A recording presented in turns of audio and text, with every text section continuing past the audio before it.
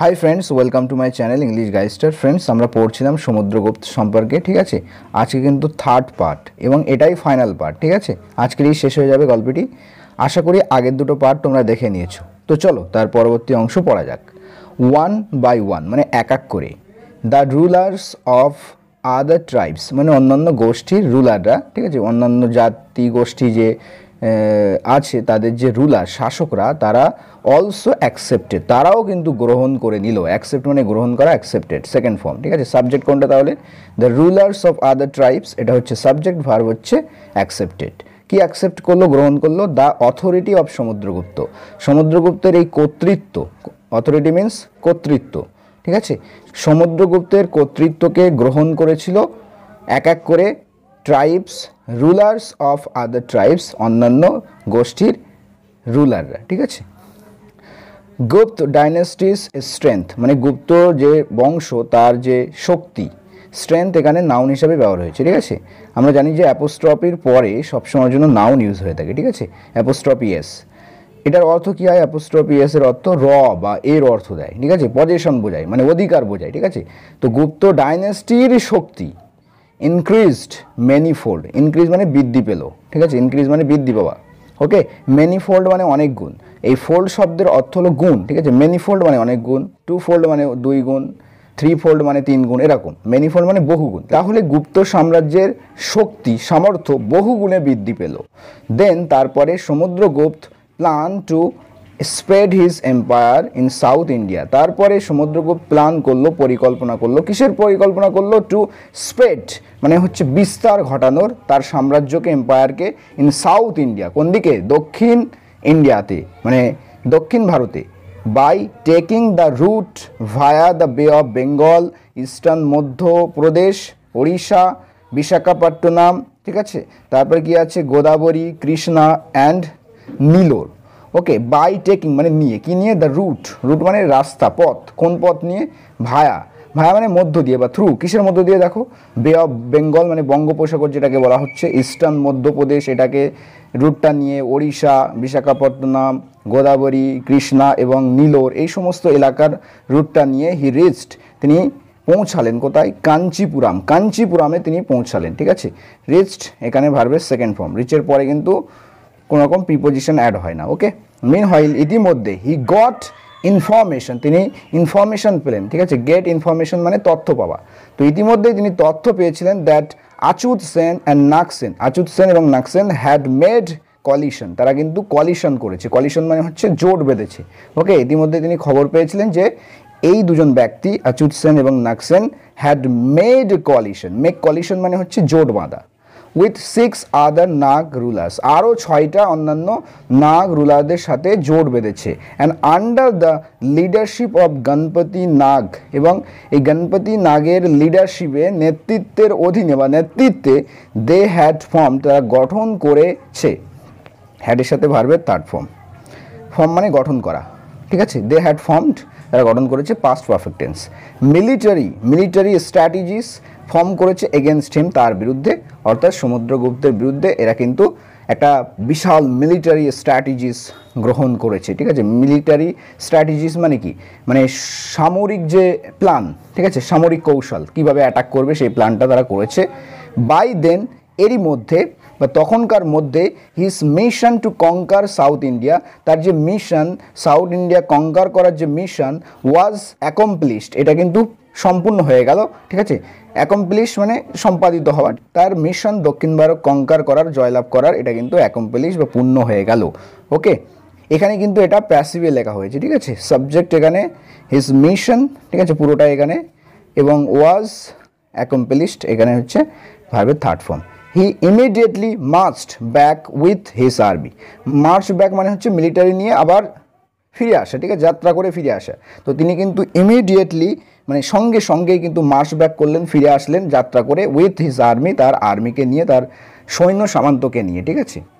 He said to হরিসেনা, তিনি হরিসেনাকে বললেন, সের সেকেন্ড ফর্ম সেড, ওকে।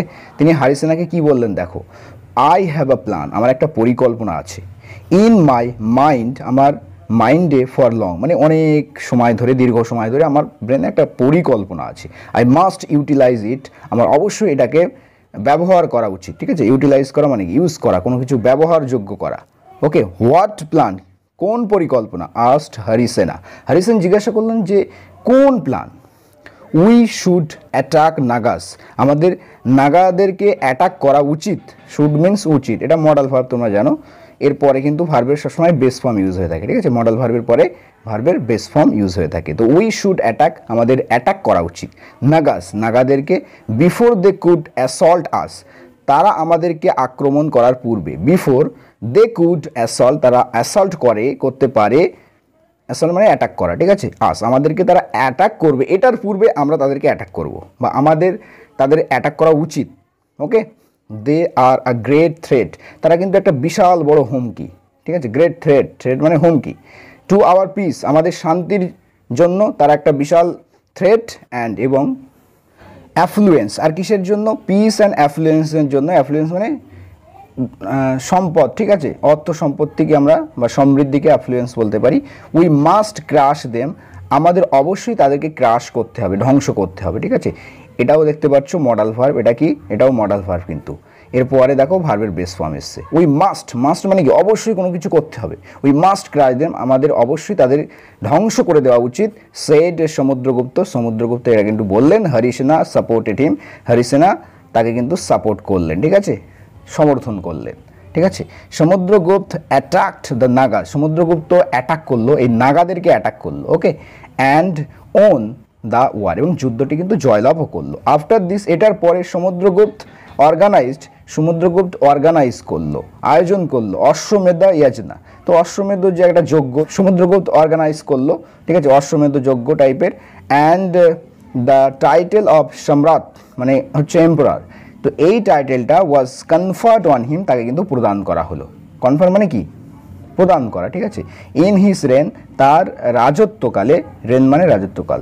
রাজা মেঘাবর্ণ অফ শ্রীলঙ্কা, শ্রীলঙ্কার যে রাজা মেঘাবর্ণ অ্যালাউড হিম, তাকে অ্যালাউ করেছিলেন, অনুমতি দিয়েছিলেন টু বিল্ড বুদ্ধিস্ট মনাস্টেরিস দেয়ার, সেখানে এই বুদ্ধিস্ট মঠ বানাতে, ঠিক আছে। তার মানে শ্রীলঙ্কার রাজা ছিলেন কে, এই মেঘাবর্ণ, রাজা মেঘাবর্ণ, তিনি কিন্তু সমুদ্রগুপ্তকে অ্যালাউ করেছিলেন বিল্ড করতে, নির্মাণ করার জন্য কি, বুদ্ধিস্ট মনাস্টেরিস, মনাস্টেরিস মানে হচ্ছে মঠ। ওকে, এখানে প্লুরাল ইউজ করা হয়েছে, ঠিক আছে, অনেকগুলো বুদ্ধিস্ট মনাস্টেরিস দেয়ার সেখানে। এম্পেরার সমুদ্রগুপ্ত, তো সম্রাট সমুদ্রগুপ্ত বিল্ট নির্মাণ করেছিলেন, বিল্ডের সেকেন্ড ফর্ম হচ্ছে বিল্ট, সেভারাল মনাস্টেরিস ইন শ্রীলঙ্কা, শ্রীলঙ্কাতে অনেক বা কয়েকটা মনাস্টেরিস মঠ কিন্তু নির্মাণ করেছিলেন। লেটার পরবর্তীতে হি ইস্যুড, তিনি ইস্যু করেন, ইস্যু করা মানে জারি করা, ইস্যু মানে সমস্যাও হয়, ঠিক আছে, কিন্তু ইস্যু ভার্ব হিসাবে যখন ব্যবহার হয় তার অর্থ হলো কোনো কিছু জারি করা, প্রকাশ করা। তো তিনি কিন্তু ইস্যু করেছিলেন, জারি করেছিলেন গোল্ডেন কয়েন্স, অর্থাৎ সোনার কয়েন মুদ্রা, ইন হিজ রেন, তার রাজত্বকালে, তার রাজত্বকালে কিন্তু এই গোল্ডেন কয়েন্স কিন্তু তিনি জারি করেছিলেন। বিইং আ পোয়েট, একজন পোয়েট হওয়ায়, অর্থাৎ একজন কবি হওয়ায়, অ্যান্ড অ্যান আর্টিস্ট, একজন শিল্পী হওয়ায়, একজন কবি ও শিল্পী হওয়ায়, তিনি কিন্তু নিজে একজন কবি এবং শিল্পী ছিলেন, সেই জন্য হি রেসপেক্টেড, তিনি সম্মান প্রদান করতেন, সম্মান দিতেন। লার্নড অ্যান্ড স্কলার্স, ঠিক আছে, ভেরি মাচ, খুবই বেশি। তিনি লার্নড মানে অভিজ্ঞ ব্যক্তি, জ্ঞানী ব্যক্তি, স্কলার মানে ওই যারা পণ্ডিত ব্যক্তি, ঠিক আছে, তাদেরকে কিন্তু রেসপেক্ট করতেন। Due to his capabilities of leadership, তার এই নেতৃত্বের সক্ষমতার কারণে, ডিউটি মানে কারণে।